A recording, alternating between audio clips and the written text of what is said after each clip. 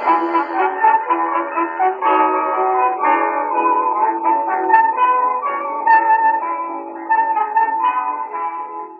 to another episode of Off the Menu. I'm your host, Vincent Franchini from Tumblr House, here with a Pulchritudinous Charles Coulombe. Pulchritudinous? Really? Yeah, it's a big word. Yeah, I know it's a big word. Have you had your eyes checked lately? Yeah. So you think I'm filled with pulchritude, do you? Yes. Okay, well, all right. Actually, you know what? I think you may be right. And you know why? Why? Well, several reasons. Firstly, I've got some physical admissions to make. Number one, my hair color. Do you know what the Austrians call this hair color? Graveyard blonde. That's right. I'm a blonde. Graveyard blonde. They say blondes have more fun. Do they? But wait, they do. That was an old tagline when I was a kid. But wait, there's more. Okay. See the chins? Yes. They're real. No implants. Wow. That's right. See, it's all here. I've got the hair. I've got the chins. You know, I've got it all, really. So I can see why you would think I've got all that pulchritude and stuff expanding all over. I really do. I can understand that. Yeah. But you know, that's why I often have to say, you know, the eyes are here. Don't look at the chins, the eyes. Got it. So it's difficult for me because I feel when people, you know, are staring at the hair or the chins, I feel objectified. I feel dehumanized. You know what I'm saying? Yeah. I feel that people, well, another old tagline, don't hate me because I'm beautiful. And I struggle with this. People, you know, when they see you, they see that you're above average in beauty, and they don't look at you the way they look at other people. This is something I've struggled with certainly since I turned 59, and it's hard. It's very, very hard. They look at you as an object of desire and not as a person, you know, with your own thoughts, your own feelings. And I am not just beautiful graveyard blonde hair and several chins, okay? There's more to that than me. I have crazy eyes. You know, if I took my glasses off, they'd fry the lens. And I think it's not fair for those of us who are beautiful to be pigeonholed like that as non-intellectuals, non-thinkers. You see, this goes back to another thing. I believe, and now that I've achieved somewhat, you know, semi-celebrity status as an influencer and as a internet personality, I believe that it's time for America to stop persecuting her celebrities. It's true. Yeah. It's tough being a celebrity, you know? Oh, my gosh. You know, we are held to a different standard to normal people. I'll give you an example. If I went back home right now to LA, which I plan to do in July, I get home, and let's say I get a parking ticket. Now, a normal person might be able to get a ticket fixed if he knew somebody in City Hall. But I'm a celebrity. They won't fix my ticket for me. This is what I'm talking about. America, stop persecuting your celebrities. It's time to accept the fact that we're just like normal people in a certain sense, after a fashion. You know, one of my cousins, and you know, celebrity runs in my family. You know that. Yeah. One of my cousins, Madonna, has suffered from this for ages. And, you know, and it's not just her. There are other people I'm related to that it's just difficult. I'll say it again and again. America, stop persecuting your celebrities. Okay? I mean, it's like when Angela Jolie used to have a little bit of Billy Bob Thornton's blood. in a vial. Yeah, people thought that was weird, and they made fun of her. And don't get me started on Michael Jackson. You know, it just, I think it's horrible. The poor Anna Nicole Smith was hounded. More money, more problems, as they say. I think I think that it's time for America to accept the fact that her celebrities are just like anybody else, except a lot hotter and richer.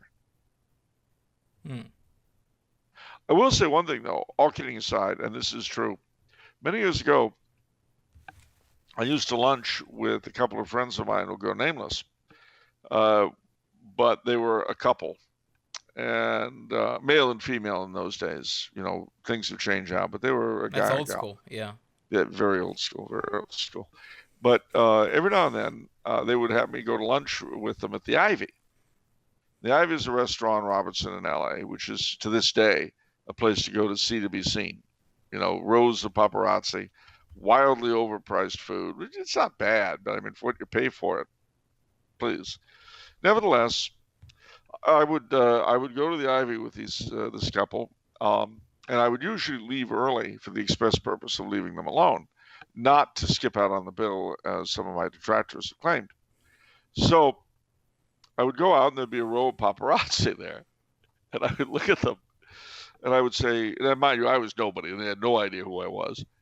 I said, gentlemen, please, my family is going through a very difficult time right now. You know, we understand you have a job to do. That's fine. I promise you a statement will be issued. All right? You'll all be included. Nobody's going to be left out. But please, right now, while we're dealing with this, we would appreciate our privacy. And I just want to thank you for your attention. And then I walked off to my car. What the? But I loved doing that. I really did. You know, the whole phony sincerity. I really loved that. We're going through a very difficult time right now as a family, and we're going to face it as a family. Well, you know, honestly, it probably feels cathartic because that's basically all we see when it comes to these celebrities. Honestly, you know, with their, you know, when they get the divorce and, you know, Brangelina, Bill Gates, Jeff, old man Bezos, you know, all these things. The great thing, though, is what I really enjoyed about doing that was the fact that I wasn't saying anything about anything. Yeah, that's true. You know, they were all looking at me like, huh, what? As if they might be missing out on something, which I assure you they were not. You know what I mean? You know, I've told you this before. One of my dreams is the next time we have a big scandal in LA, whether it's political or marital or whatever it might be, I want to call a press conference and say, ladies and gentlemen of the press, I've called you all here today for what I consider a very important reason. As you know, this and such is happening in our community. I want you to know that despite the rumors, despite everything that's been said in different quarters, I am not involved. I don't know anybody who is involved. I am not connected with this in any way, shape, or form. I do not know the principals. I am not on either side. I am not connected. And I am asking you to help me stop the rumors, stop the lies, and let's get the truth out there. I'm not involved in any single way with any of this sordid affair. Thank you so much, ladies and gentlemen of the press. And it's been a great pleasure to be able to help clear the air.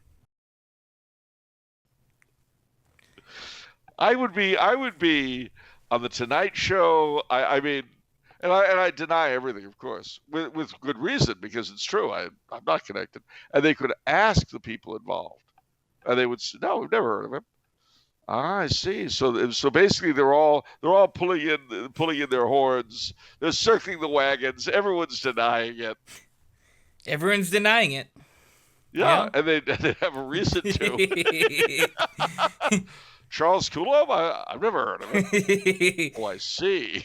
You would say that, wouldn't you? Yeah. You know, he claims Charles Coulombe claims he's never met you. What's your answer to that, Senator? Well, he hasn't. So you're backing up his story. You're backing up his story.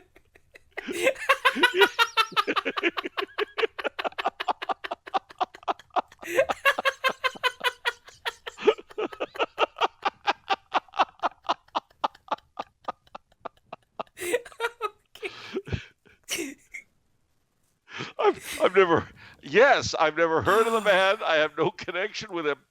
That's what he says, Senator. Why should we trust you? Oh man. The trick is to inject yourself into everything, no matter how ridiculous. Wow. Yeah, you see, the well-placed denial is really the best way to grab the spotlight.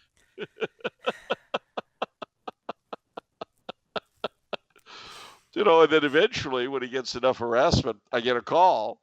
Just a minute, please, Mr. Coulombe. It's Senator Smith. Oh, hello, Senator. Do you really think we should be speaking on a phone? Look, I don't know who you are, Coulombe. I want nothing to do with you. All right, Senator, that's the way you want to play it? I'm with you. Ladies and gentlemen of the press, when the senator called me, he made it clear that he wanted no association between us made public. And I honor that request. As I said to him last night, he is absolutely right. We are not connected. During the days that the senator is accused of having been in Bermuda, I have a great deal of proof that I was myself nowhere near Bermuda. And in fact, I defy anyone to prove that the senator and I have any connection in any means whatsoever. All right, let's move along. Let's get this show moving. Well, all right, but I'll just say one more thing in this area. Okay. And that is, there is an addition to the press conference and all the rest of it. There's a gag I would love to pull at the next trial of the century. Okay. You know what those are? They call them trials of the century. They're usually about every decade or every 7 years. This is a murder or something. What? Well, honestly, there's only one trial of the century, and that's OJ. What are the other ones? Oh, you would ask. I can't think of any right now, but I know there have been others because they called them at the time. But at any rate, the next time there's something of this sort, I want to hire a lady to appear in black or red or blue, but it's a very 1930s cut, and it's got to be all the same color and very noticeable, with a veil and all that kind of thing. And then every time anybody makes a point during the course of the trial, she should burst into tears. And that way, the press will be asking, who is the woman in black, the woman in blue, the woman in red? Yeah. What does she know? When did she know it? And of course, she can go out every day denying that she's involved. Perfect. Yeah. See, this is, you add a little film noir to real life, and it helps. It goes a long way. Yeah. Young lady, if you don't cease that crying, I'll have to whatever it is, cite you for contempt. Yes, I'm sorry, Your Honor. I'll try to control myself. Okay. So that's the film noir version of real life. What about real life? We've entered the month of the Sacred Heart, I believe. We have. Well, we've done several things all at once. Today is the 5th of June, the glorious 5th of June in real time. But our friends will be seeing this film on the 7th of June, June 7th. Today is the feast of St. Boniface, the apostle of Germany. But let's use our fingers. Monday is the 7th. Tuesday is the 8th. Wednesday is the 9th. Thursday is the 10th. And the 10th, Thursday, is White Rose Day, the birthday of James III, the heir to England, Scotland, and Ireland, whose birth doomed his father to be overthrown. And it was the great feast day of the Jacobites. But the white rose also means a lot more than just Jacobitism. It also originally was the white rose of York. So all you Richard III fans out there can take heart. It was used, the white rose and the white cockade were also used by the French royalists and by the Carlists and Miguelists to some degree, the white cockade. So in a sense, it really speaks to Catholic legitimism. The following day, Friday, is the Friday after the octave of Corpus Christi, because, of course, Thursday the 10th is the octave of Corpus Christi. The 11th, the Friday after, is the Feast of the Sacred Heart. Now, the Sacred Heart is not just our Lord in his human and very loving condition, although he's certainly that, just as the white rose also represents Our Lady in purity, but it is the badge taken by the English who rose during the Pilgrimage of Grace against Henry VIII. Well, they use the 5 wounds, but it's connected. The counter-revolutionaries in the Vendée and in the Tyrol under Andreas Hofer. The Spanish Carlists, again, very much to the Sacred Heart. The Papal Zouaves, the Cristeros, and so on. So these two symbols, the white rose and the Sacred Heart, are very much the symbols of Catholic militancy. So this is a week that, if you can tear yourself away from the kind of faux celebrity stuff that I was peddling earlier, you speak of reality, well, the white rose and the Sacred Heart, between them, sum up reality. You could add the double eagle if you like, and you got the whole thing covered. It's really, really, really something. The other interesting thing is that yesterday was June the 4th. Now, June the 4th was the birthday of George III, our last king. And it was also, because he was king for so long, 15 years before the revolution broke out. And the king's birthday was a big, big celebration in colonial America. They had parades, speeches, banquets, and above all, fireworks. So guess how that was nicked in the new republic. How? That's right. Yeah. All of our 4th of July celebrations are a direct steal of how we used to celebrate the king's birthday. And for us, the last 15 years, that was June 4th. It's also the death day of Kaiser Wilhelm II. And it's interesting that these two gentlemen, George III and Wilhelm II, are usually cited as examples of bad monarchs and the reason why we United States are wonderful. But the fact is, you get to know both men, they were a lot better than they were usually portrayed.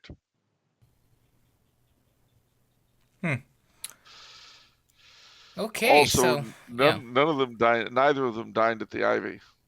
Oh. Wow, so there's a lot going on in June. But for me, I'm counting the days to St. John's Eve. And as you should, because that's, a week and a half after, 2 weeks after you see this, I think. Yeah. June 23rd. Are you guys going to build a big bonfire? I'm going to try at the beach. At the beach? Yeah. They have fire pits at the beach. You'll be roasting marshmallows? I love marshmallows. Yeah, probably. Make some Popcorn? s'mores. Popcorn? No. Roasting chestnuts? I don't do that. Roasting chestnuts? Is that what's the ones that you like a lot? The nuts that you cook? Yeah, chestnuts. Oh, it is chestnuts? Okay. Yeah. Yeah. More of a Christmas dish, but how about turning a wild boar on a spit? That is epic. I've never done that. One day I will turn a wild boar on a spit. At the beach? It's hard. Well, that's kind of hard because then that everyone's gonna be looking at the wild boar on the spit and they're gonna be like, "Look at Hey, these." man. Yeah. I don't get it. What's with that, like, wild pig and stuff? Exactly. I think what we need in this country is economic reorganization along the lines of integralism, of government looking out not for purely economic interests, but for the moral and social and cultural well-being of the people. And I know one quick way to achieve that end. I do too. You know what that way is? What is it? Tell me. It's buying Integralism from the Tumbler House bookstore for $31. Free shipping and handling. We've got it again. We've got another package. The covers are better. So everybody who was clamoring to get a copy, you can now get it once again. So what were you going to say? Maybe we had different ideas. I think so. Mine was much more an exercise in immediate action, something revolutionary to the barricades, etc. Immediate action like purchasing a book? I don't get it. No, more immediate, like taking something over. In other words, I think we need to nationalize the means of production. For the common good. All right. That's good too, Charles. That's a good one. All right. Yeah, I thought so. We have one this week, which I plucked from none other than Charles's Facebook page. And so here, let me put it up on the screen. Charles says, so many people have told me I am wrong in so many things that if I don't endorse your view, you may sigh with relief. And Philip responds, you endorse views the way Vinny endorses checks. Seldom. True. And then he's got me quoted as saying, royalties are a dish best served cold. That's also very true. Isn't it good to know that our fans look to you, think about you, meditate on your character, and come up with these deep home truths? Isn't that beautiful? I guess. It shows a love and veneration that few figures today receive. I would be flattered if I were you. So there we is. We've I think it's all a very, very good thing. I think that this summer will be better than last summer. Oh, that's for sure. I can't wait. There's some. I can't wait. June 15th is supposed to be actually a big day. At least in California. Maybe it's just in California. But all the restrictions are coming down. Or not all the restrictions, but it's... Are you feeling COVID nostalgia? No. Well, you know that's a big thing in some places. It's going to be fun to see who is like still wearing their masks a year from now. So, well, there will be some. There will be some, and they will still look at you annoyedly if you're not wearing one. And then I'll laugh at them. That won't be nice. Well, they're looking at me annoyedly. That's just asking for it. Well, would you laugh at them if you were at the Ivy? What does it? Why wouldn't I? Well, because of the Ivy, you know, people. It's not that kind of place. You don't laugh at celebrities. Oh, so now it's a celebrity that's looking annoyedly at me? Yes, because you're not wearing your mask. Well, and you're at the Ivy. Perhaps I would not be so bold if it was a celebrity, because I don't know if it was a pre-show or the main show where you're talking about this, but they're so oppressed. They are oppressed. And they're persecuted. They are. Celebrities America has got to stop persecuting her celebrities. Name one celebrity who would tell you that they were perfectly happy. Exactly. Charlie Sheen a couple years ago when he was married to what is it, Denise Richards? They were. Yeah, that was for a short time. I remember they had this wonderful article about their family so idyllic, and then like a year afterwards, they just divorced. Winning, winning. What is that? What is? Well, that's what he said. I don't know what his deal was when he got in all sorts of trouble and was pushed off Two and a Half Men. He went on the offensive and said that he was really winning. Okay, I didn't catch that one. And he But got kind of crazy, and then he came down with AIDS, and I haven't heard about him since. yeah, I haven't heard about him since I think he successfully got rid of that Charlie Sheen law where you can be prosecuted if you knowingly give someone HIV or AIDS. Yeah, yeah. So He he dodged the bullet on that one, I guess. yeah, but not on AIDS itself, apparently. That boy, wild boy, you know, he been doing what he want, kind of free ranging, if you ask me. I'm not saying that's a bad thing because I don't judge. What are you looking up? I'm looking at Charlie Sheen. I want to see if he's still alive. I think we would have heard Charles. He's Hollywood. He comes from a family that's Hollywood royalty. The whole world will know if he's no longer alive. I see. Would you go to the funeral if he died? No. Would you march in the cortege? Would you? If I were invited, sure. Okay. Well, I guess the same is true for me then. All right. Enough Charlie Sheen. I know people want all this Charlie Sheen content, but we just have to really just manage ourselves right now. All right, fine. No more Charlie Sheen content for this evening. Although you heard it here first. If I'm invited, or if Vinny are invited to march in Charlie Sheen's cortege, we will do it. Yeah, if he ever dies before us. That's true. He may end up being another Keith Richards. Yeah. Yeah. Keith Richards is like 2 years younger than my mom. Yeah. He's like 78. He is, and he just keeps on going. He's like the Energizer Bunny. Yeah. I love the meme last year in the midst of the COVID crisis. There's a meme of him and he goes, COVID-19? We used to smoke that back in the 70s. Yes. All right. Are you ready for the questions, Charles? I hope so. Senator, I would simply like to remind you that I have no recollection of the events I've been asked about. Good. All right. First question is from Daniel. All right, says, Daniel. Dear Vincent and Charles, I am a long-time listener but first-time patron. Ooh. I had tried charm, tact, and even idle threats, but nothing seemed to get past the censors. So now I turn to bribery. Excuse me, I mean patronage.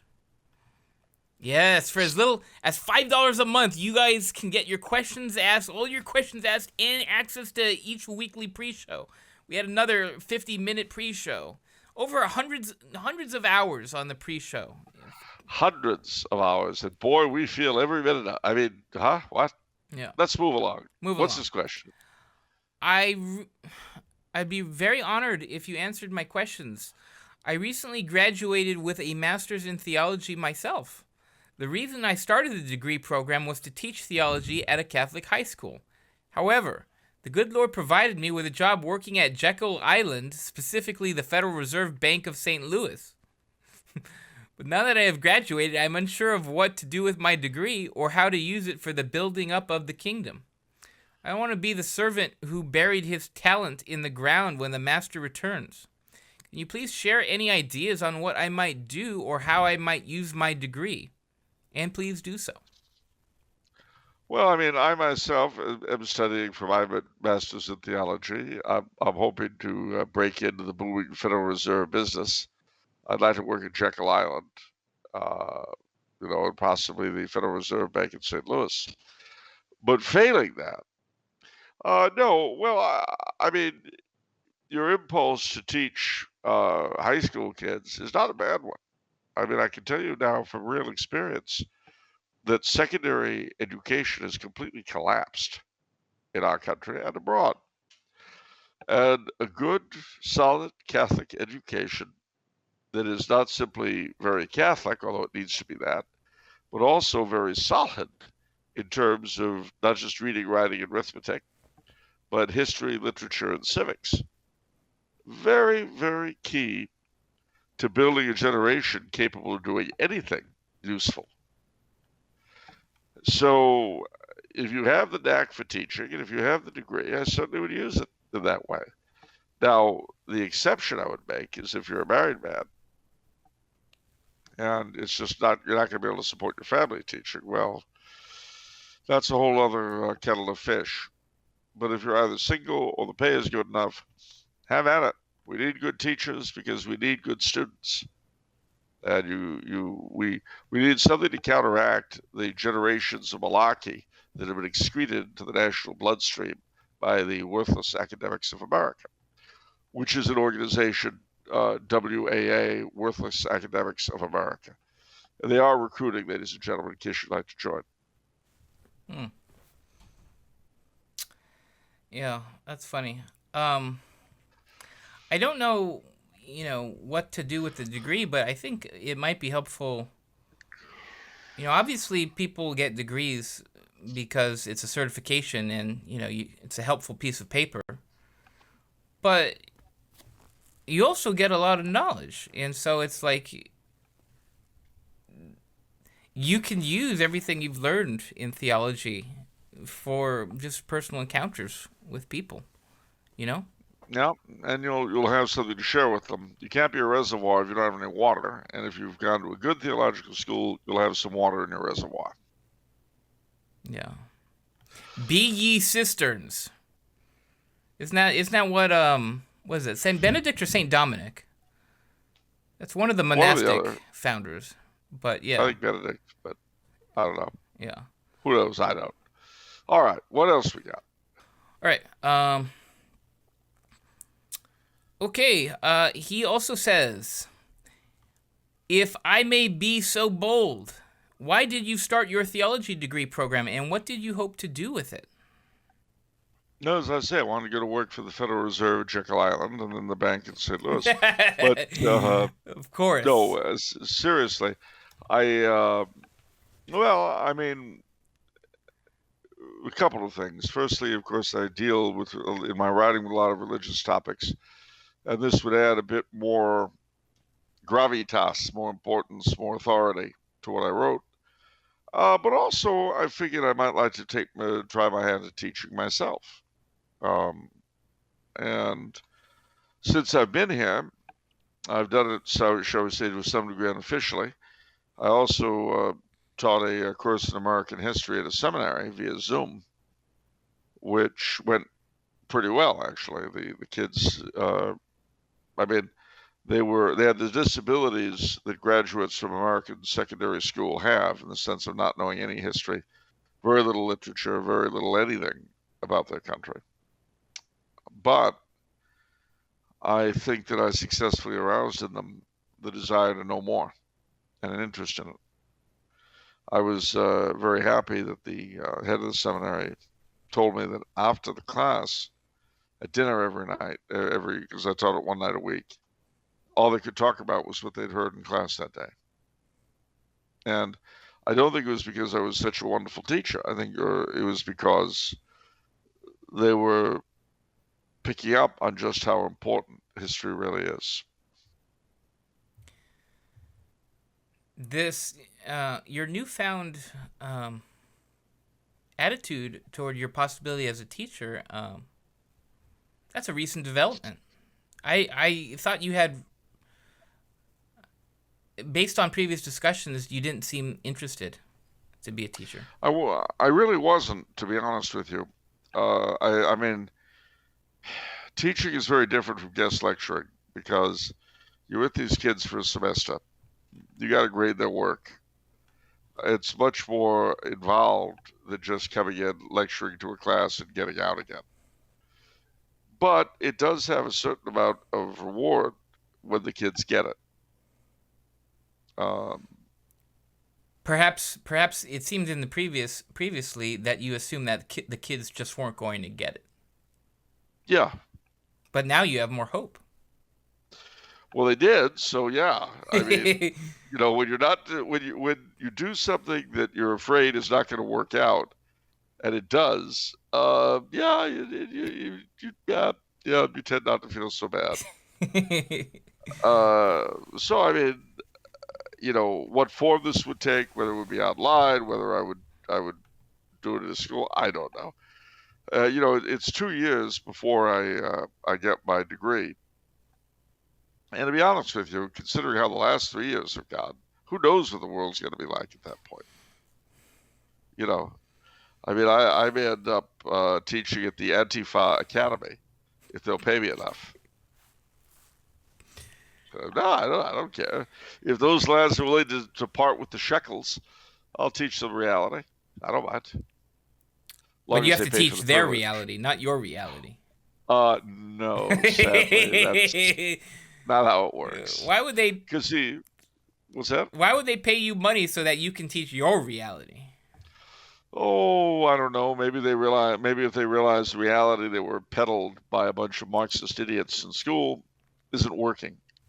I mean, let's pretend for a second that you'd gone through 4 years of college and you were taught by your moron teachers that perpetual motion is possible if you just keep on pushing. Well, 8 years after graduation, you devoted 8 years to perpetual motion. And you know what? It just hasn't happened.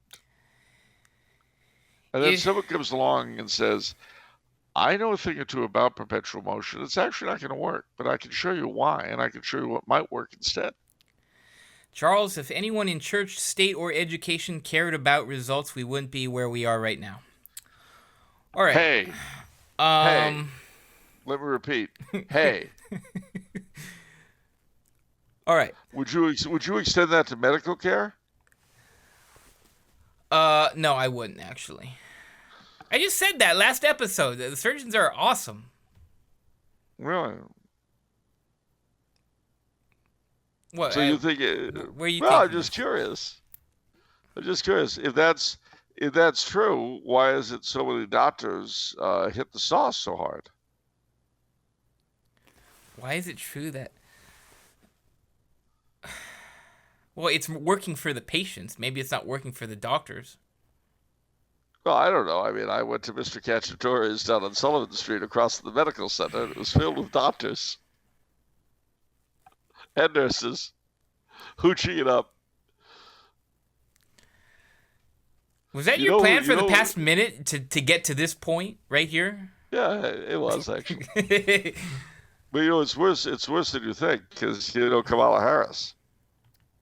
I know Kamala Harris. Yes. What, do you like her? She's not my favorite person in the world. Do you think she'd be a good president? No, I do not think she would be a good president. Really? Yeah. Well, do you? Well, blame it all on yourself, because she's always a woman to me. Oh. Oh. Ladies and gentlemen, She's frequently kind.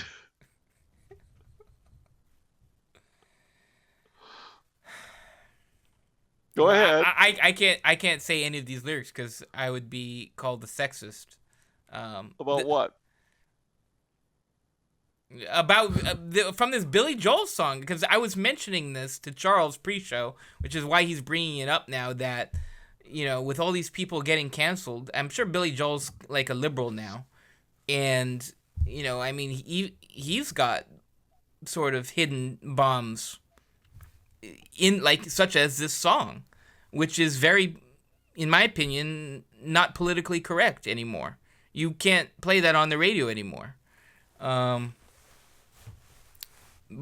Really? You can't play it on the radio anymore? I mean, I've never heard it on the radio, actually, ever. But, I mean, the sentiments that it says, I think would be regarded as sexist, unfortunately. Well, let me ask you: would they be upset with Captain Jack will get you high tonight? Would they be upset at Captain Jack what tonight? Will get you high tonight. What is that from? That's from another song of his. Okay. Because you know what Captain Jack will do for you? He'll take you to your own special island. Oh, he's talking about oh, the drink. Okay. No, not a drink. It's a drug of some kind. Oh, okay. Captain Jack will get you high tonight and take you to your own special island. It doesn't matter, but I really wouldn't worry about Billy Joel or anybody like that because we'll all go down together. I mean, he's got lyrics. This song has lyrics like "She hides like a child, she She steals like a does. thief, Yeah. she'll promise you more than the Garden of Eden, then she'll carelessly cut you and laugh while you're bleeding." Yeah. You know who I used to sing that in honor of? Who? I'd sing all that bit, and then I did it with "Blame It All on Yourself, 'cause he's always the cardinal to me." Really? Yeah. Wow.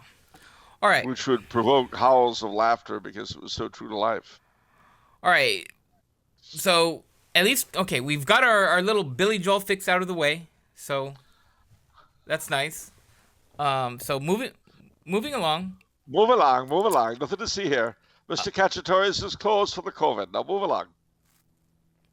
Serious question from Daniel.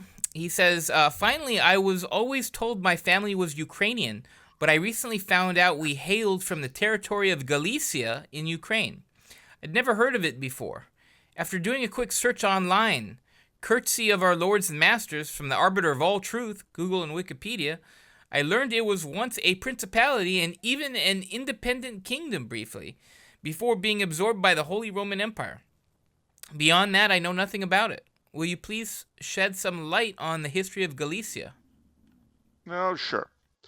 Basically, Galicia's origins are to be found way, way back in the early history of the Slavs, specifically the kingdom that was called Kievan Rus.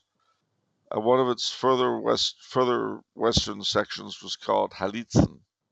One of the things you find about the Slavic languages there is that the G's and the H's are interchangeable. So in one language, Grodno, which is Godinas in Lithuanian, is Hrodno in Belarusian, I think, or Ukrainian, I forget.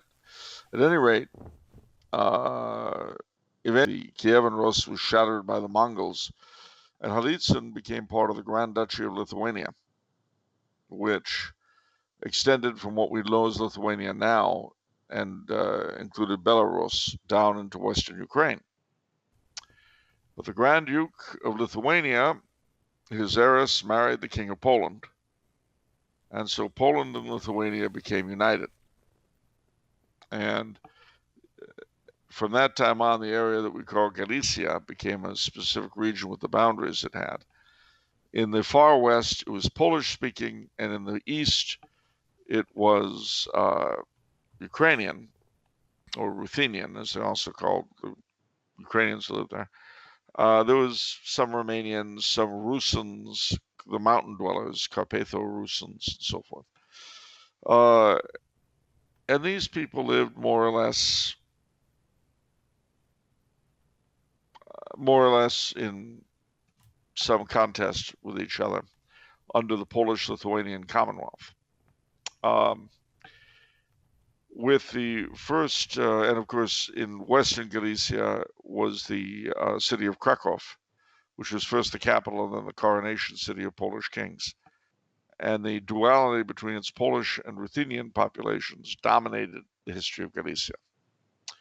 So in 1775, you had the first partition of Poland, and Galicia became part of Austria and was ruled by the Habsburgs. Eventually, the rest of Poland and Lithuania were divvied up between Prussia and Russia. After 1815, Austrian Galicia was the only place where either or both Polish and Ruthenian/Ukrainian national intellectual life could develop freely, and it did. Well, this was fine, except that the nationalisms of the Poles and Ruthenians were directed against each other. and they couldn't stand one another. And when the Poles had a couple of rebellions, their Ukrainian Ruthenian tenants took the opportunity to slaughter them. And that, of course, was paid back in kind. Now, the Habsburgs were left with the very unpleasant role of trying to balance the needs of these two peoples who were constantly complaining about one another to the Habsburgs, which was typical of most of the nationalities in the empire. They had at least one of their neighbors they couldn't stand and would complain endlessly. Well, despite that, both the Poles and the Ruthenians in Galicia were very, very loyal to the empire, despite their hatred for each other, very loyal to the Habsburgs. Then came World War I. Now, initially, the Russians were pushed out of Poland, and for a while, there was a possibility that there would be a reestablished kingdom of Poland under Habsburg, or under the emperor, that would be connected to Austria. But eventually, it was obvious the Germans wanted it, and Emperor Karl was willing to concede it to them if that would bring about a peace. In the meantime, the Russian Revolution, Russia collapses, they sue for peace, and a peace is signed at the Treaty of Brest-Litovsk. Well, at that point, the Ruthenians/Ukrainians had been fighting the communists as well. And so their independence was written into the Treaty of Brest-Litovsk. But this really annoyed the Poles against the Habsburgs. And that was, in keeping with the way things had been forever. If whichever side he gave a break, the other side was annoyed for a while until they got a break. Interestingly, however, despite the antipathy toward him that the Ukrainian independence raised in Poland, he had one steadfast Polish fan, who was one of his Polish soldiers, a man named Karol Wojtyła, who had a son whom he did not name after himself, but after his emperor. And Karol Wojtyła grew up to be Pope John Paul II,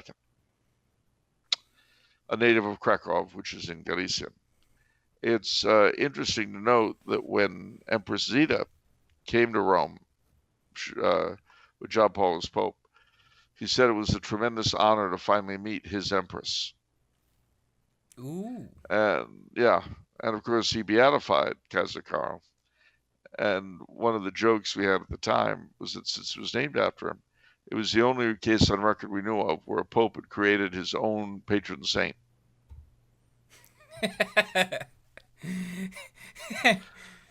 So after World War I and the resulting problems, Western Galicia was part of Poland. But then when Poland was partitioned between Germany and the Soviet Union, it was divided in two. The Polish part stayed in Poland. The Ruthenian part became part of Ukraine, which it is to this day. Interestingly enough, the voting patterns in Poland and Ukraine still reflect a continuing Galician identity, separate from Poland or Ukraine. Whether or not anything will ever come out of that towards some kind of a reunion or whatever, who knows? But there it is. So now you have Galicia. All right, we can check that off. Been waiting for that for a long time. No. Poles and Ukrainians, not Czechs. Oh, well done. Well done. I was waiting for that. Thank you for giving me the opportunity. All right, question from Patrick. He says, Dear Mr. Coulombe and the dutiful Don Franchini, my two lifelong best friends both care a little about their Catholic faith, but cannot really be said to be practicing Catholics. My efforts to change that have borne some fruit here and there, but it seems quite a task, and probably a long one at that. We have all just graduated college, and one of them informed me that he intends to propose to his girlfriend next summer, meaning that he will probably be married in about a year and a half. I am unsure as to whether he intends to get married in the church or intends to do so elsewhere, in which case it obviously isn't a real marriage. I ask prayers from my fellow fans for this intention, and will obviously try to sway him toward marrying in the church if possible. I seek advice for that, but I also ask what I am to do if such efforts are unsuccessful and the marriage is only one that is not valid. My under, yeah, excuse me, and the marriage is one that is not valid. Uh, my understanding being that a Catholic ought not to go to such things generally. The question is open to both Vincent and Charles, as I assume the two of you have probably had a similar experience or two. Any insight would be helpful. Well, that's certainly right. Well, there are a couple of things. Firstly, one is that you should make it clear to him that if he marries her outside the church, you can't really go to the wedding. Moreover, don't just leave it at that.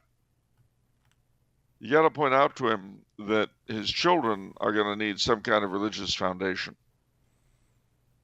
And that while he may not think so now, he will learn differently when he gets married and he has kids. This is very important. If that isn't done, he may find life far more unpleasant than he thinks, because the kids will have no grounding in anything. And you can point out to him, look how loose your faith is.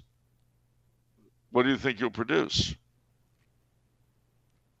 I mean, you have to bring this stuff up with him now, because if you don't, it will be too late later on.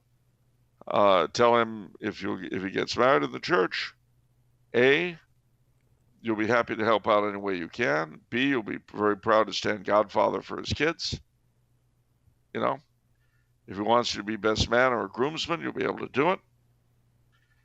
And the other thing too is that you try to make him aware of the fact that marriage is not just shacking up. They're going to be creating a home, a sort of culture for themselves. And it's up to them to determine what kind of culture that is. And religion is a very important part of it. Now, if the church is not Catholic and is anything very anti-Catholic, then you have to point out to him that that will be a simmering problem, even though his hold on the faith isn't very tight. Because, let's face it, it may not be tight, but it's still a part of him. And if he's marrying a girl who just hates it, there will be tension. And no marriage requires tension. You know, you want to minimize tensions. You don't want to add to them. Tension is not good for a marriage. I've got an idea. Let's add a few more irresolvable issues to the marriage. That'll help. Said nobody with half a brain ever. So, I understand the situation you're in because I've gone through it myself with several people. One occasion was interesting because the friend in question was a Protestant who was going to marry a Catholic girl. Well, if he'd been marrying a Protestant girl, I wouldn't have minded going to the wedding. But I told him, I said, and he's a very good friend of mine, said, you're taking her out of the church, and I can't be a part of that. Well, meanwhile, they get married, she gets pregnant, and she demands that I be the godfather to the new child because she doesn't know anybody else who had sufficient interest in the faith to refuse to go to their wedding. So she figured that I would be reliable if it came to it. You know, her thinking changed, you see. What you do. So, like you do in real life. And so I said, well, I'll tell you what. I will stand godfather for the child if afterwards we'll get your wedding blessed, your marriage blessed. So they agreed. So I stood godfather. And then a few months after that, I stood best man when they got their wedding blessed, their marriage blessed. Well, there was no question they're going on a honeymoon, obviously. So we went back to their place that night. She went to bed. He and I stayed up all night drinking. And as the sun came up, he said, well, this has been our relationship all over. And I said, what do you mean? Okay, first you're my son's godfather. Then you stood best man. And now we're having the bachelor party. Mm. And I said, yeah, that's about right. And then I said, let me ask you, do you want to have an engagement party in about a month? He goes, yeah, that's about the speed we've been handling this. Yeah. Hmm. So uh, these are painful things. The only thing more painful than having to put the screws on wedding wise is when a friend whose allegiance to the faith is iffy and whose family are not, and they don't want a priest to see the guy, or he's not sure he wants to see a priest. That's the one thing worse than this setup. There is a third, and that's seeing the kids get baptized when the parents are not Catholic to speak of, especially if you've been made godfather. Hmm. So those when you're dealing with mixed religions, weak faith, this, that, whatever, those three things, birth, death, and marriage, become very difficult, especially if you're an onlooker, because your ability to affect anything is minimal. But I'll tell you, I may have mentioned this before, but my brother, about 4 years ago, his two best friends died within a week or two of each other of cancer. And we'd known these guys since we came out to California. They went to school with my brother and the Scouts. Really, humanly speaking, great guys. Neither of them terribly Catholic. Both raised Catholic school. The one of them had married in the church, but later his wife turned Protestant, which she was at the time of his death.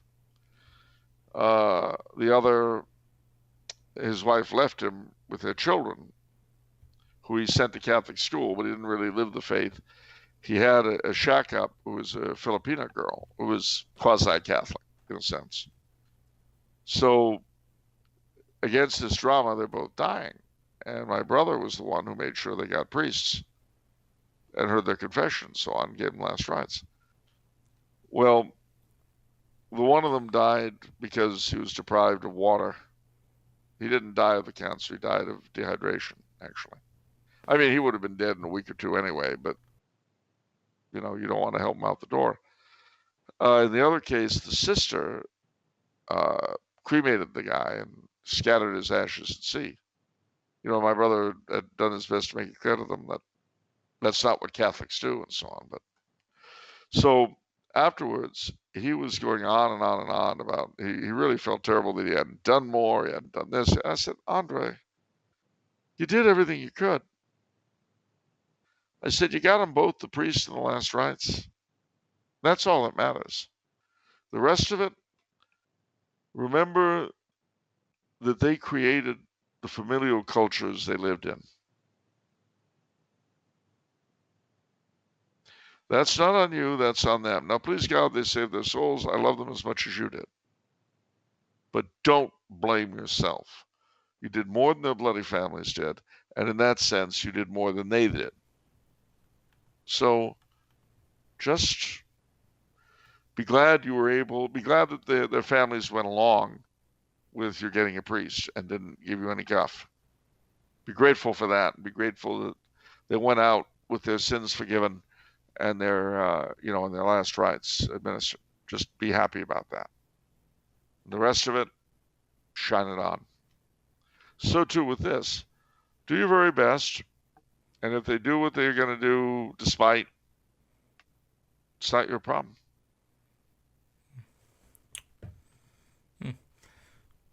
My 2 cents on this is, I've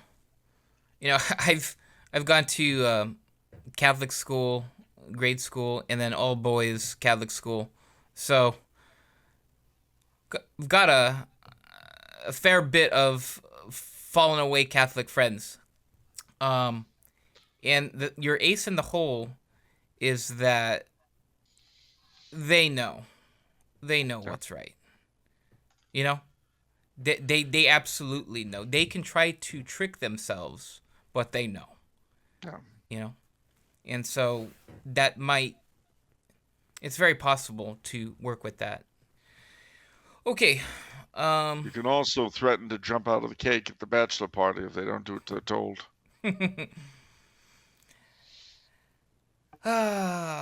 Right. Question from Noel. I think that's how. Is that how you say it? Or Noel? Noel? How Noel? do you spell it? Noel. Noel. No. Okay. Dear Mr. Coulombe and Signore Franchini, thanks to Mr. Coulombe's wonderful advice, I am now a member of the Royal Stuart Society. I have a deep love for English history. However, my true love is French history and the House of Bourbon, and this leads me to ask two questions. Firstly, on the show, French monarchism is often discussed in a historical context, but I don't know if the current state of the French monarchist movement has ever been discussed. I recently saw an opinion poll which demonstrated that around 16% of the French are open to restoring monarchy. So, what is the current state of the monarchist movement in France? Divided. Um, Dynastic issues. Basically, the the main house of the main line of the House of Bourbon, that is to say, Louis XIV's eldest successors. You may remember that Louis XVI and his son were both killed in the Revolution, but he had two brothers, the older of whom died childless, the younger of whom produced a grandson who died childless in 1885, Henri V, the Comte de Chambord. Now, Charles X had been deposed in 1830 and replaced by his cousin, Louis Philippe, the Duc d'Orléans, the Duke of Orleans. Now, here's where it gets a little weird. Louis XIV, who was the king from 1640 something to 1715, reigned a long time, but he came to power as a boy. Louis XIV had a brother who was the first Duke of Orleans, and he had several sons and grandsons. The next senior grandson after the Dauphin, who was the progenitor eventually of Louis XVI, Louis XV, and all that.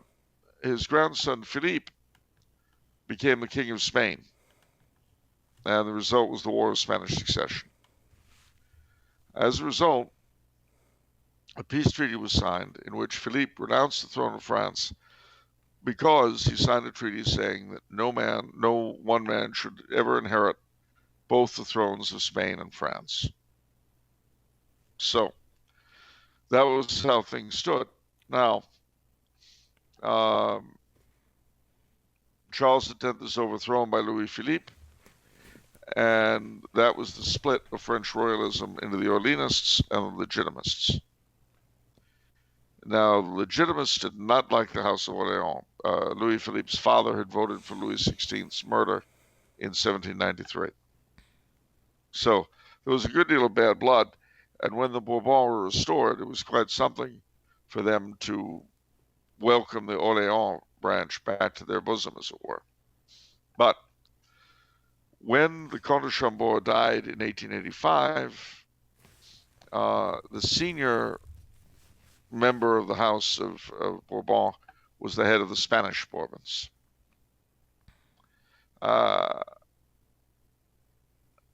Which they were the Carlist branch. They were having their own civil problems with the younger branch and the Alfonsinos. But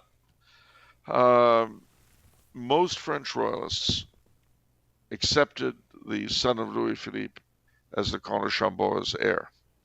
A few refused to. They recognized the head of the House of Bourbon Spain as the proper head. They called them the Blancs d'Espagne, the whites of Spain. But most French royalists were followers of the Orléans after that point, including a very famous French royalist writer, Charles Maurras, who founded an organization called l'Action Française, which continues to this day, supporting the claim to the throne of the Orléans. Well, several things happened in the 30s, 1936. The Carlist heir died without any children. So the next senior was the Alfonsino branch. The problem with the Alfonsinos for Spain is that there was an old law in Spain that said no branch of the royal family that has ever taken up arms against the rulers could ever inherit. So as far as a lot of the Carlists were concerned, the Alfonsinos, including the present king of Spain, can never be king. But that didn't affect the claims of the French. Now, it so happened that the reigning king of Spain at the time, Alfonso XIII, his oldest son, like Tommy in the Who's rock opera, was deaf, dumb, and blind, Don Jaime. And it was thought that he would be incapable of marrying and producing heirs.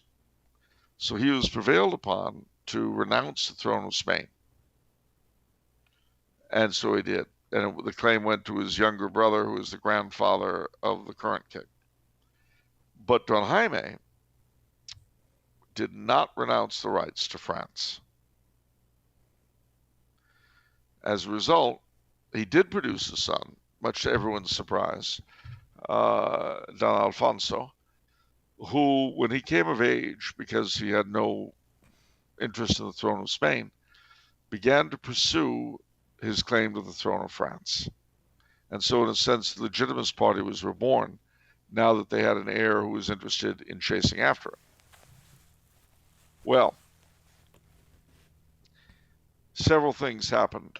One was that the grandfather of the present Orléans heir, he was divorced by his wife. He went through some unpleasantries. And so a number of his followers gave up on him just at the time that Alphonse became active. So that was really the rebirth of the Legitimist Party. Now, unfortunately for Alphonse, he died in 1989. He was beheaded. It was a skiing accident. So, I see. yeah, but it was kind of ironic given the way Louis XVI had died. Yeah. So his very young son became the heir and is now, as the Duc d'Anjou or Louis XX, the center of a very large movement. Contrariwise, the Count of Paris's grandson, the Duc de Vendôme, inherited his claims when he died last year. And the irony is that he was on his way to go to a commemorative mass for Louis XVI on January 21st, 2020. But then he suddenly felt ill, so he decided to stay home, and he died. So Jean, the Duc de Vendôme, became Jean Comte de Paris. And he and Louis Duc d'Anjou are the contending heirs to the throne of France. They both have a lot of supporters. It would be nicer for some of us, I guess, so they could pool their resources. But you can see where it'd be very difficult for either one of them to give up his father's claims. And who is there to sort this out? Who has that right? Well, just as a sort of interesting side issue, there is, of course, a Bonapartist claimant. You remember Napoleon Bonaparte III. He, oddly enough, he is the son on his mother's side. He's a Bonaparte. But his mother was also a Bourbon of the Two Sicilies, which was a younger branch of the Spanish house. Your ancestors' kings. The Bourbone of the Two Sicilies. And when they were overthrown by Garibaldi in 1860, the Great Migration from southern Italy to the United States, Argentina, Australia, Canada, New Zealand, South Africa began. Chile, Brazil. And because the new government introduced conscription and high taxes, which is why your ancestors left Paris and Napoli to come to New York and learn a new trade. A special trade. Right. Wait, what special trade? Protection, you know. Oh, good. Yeah, protection's good, like security. Okay. Yeah, keeping people safe. Yeah. Okay. The final question for this episode is Noel's second question. He says, I have searched high and low, over hill and dale, for a legitimist equivalent to the Royal Stuart Society, an organization that brings together people interested in the French monarchy.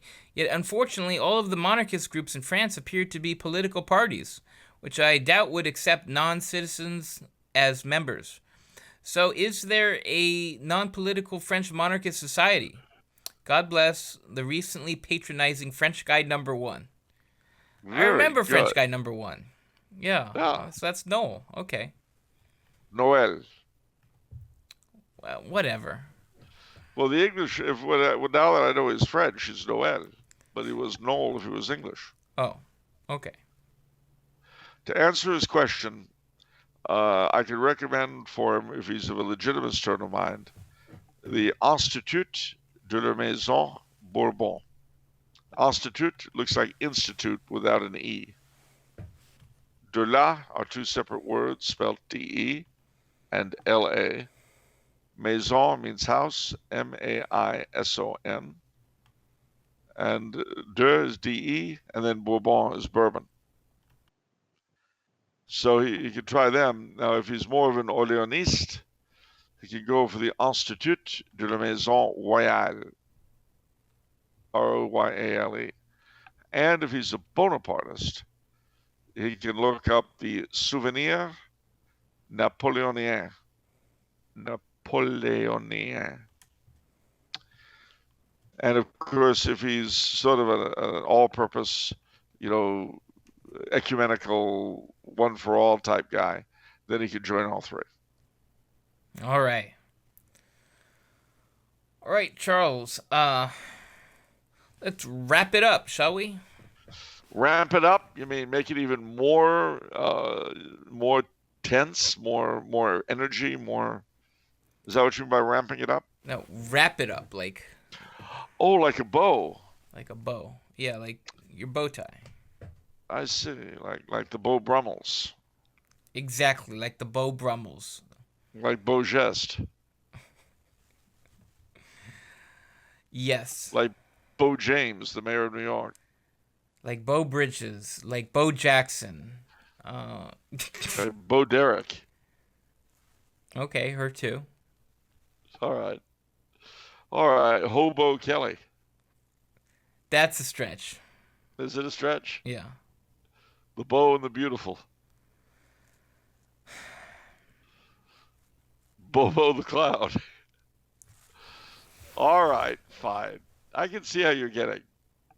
Well, there's one thing you should bear in mind, especially because you're getting ready for St. John's Eve. Yeah. We didn't light the fire.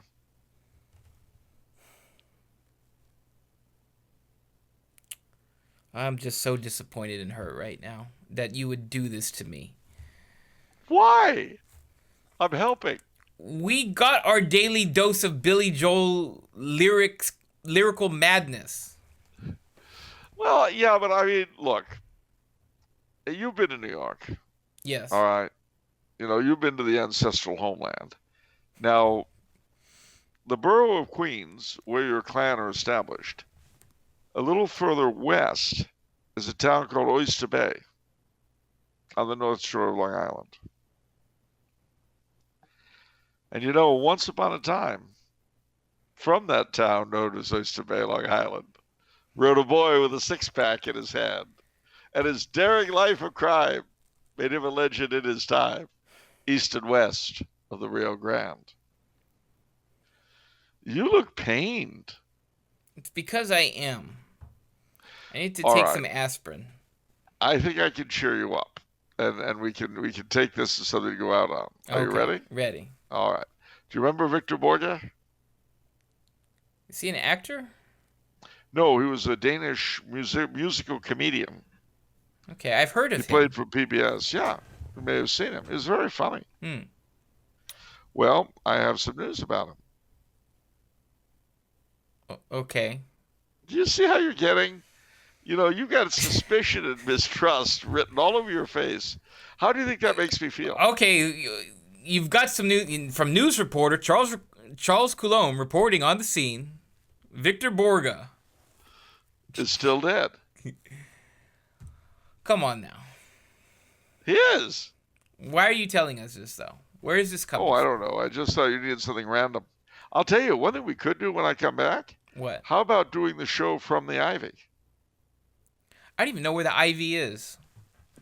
From the restaurant Well, where I confronted the paparazzi. yeah, where is that?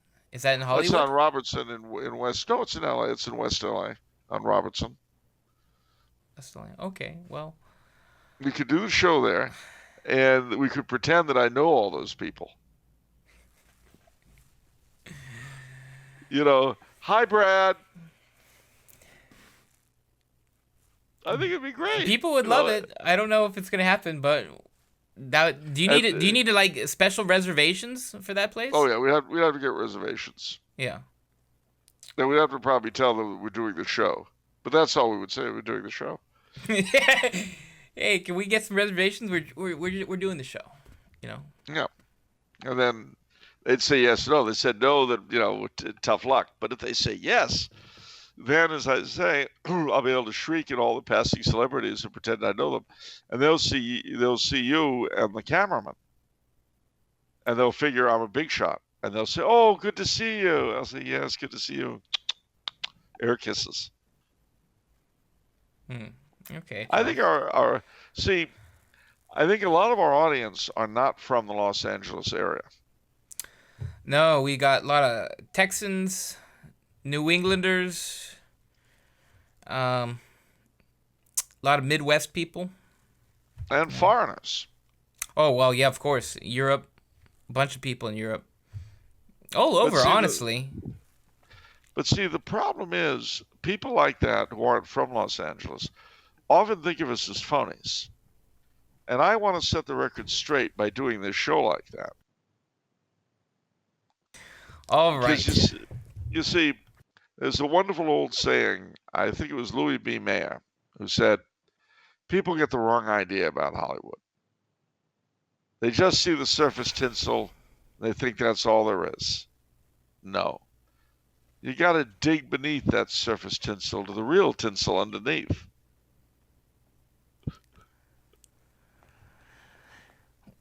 Incredible. All right. Well, I do have one important burning question of the day for you. Yes. If it's Monday, then it would be off the menu. Yeah, fine. But what about the soul you save? It could very well be your own. Void where prohibited, ladies and gentlemen. God bless you all. See you next time. Ciao.